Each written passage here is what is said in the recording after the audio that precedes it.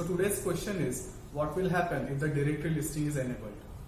If the directory listing is enabled, it is a critical vulnerability and it may expose all the internal folder structure. This can help an attacker to plan and carry out any further attacks.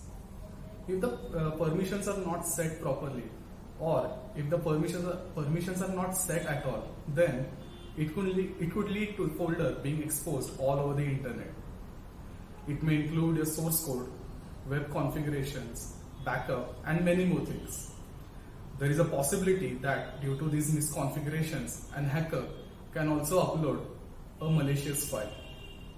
Solution is to configure web server properly to prevent the directory listing for all the paths which are under the web root. Thank you.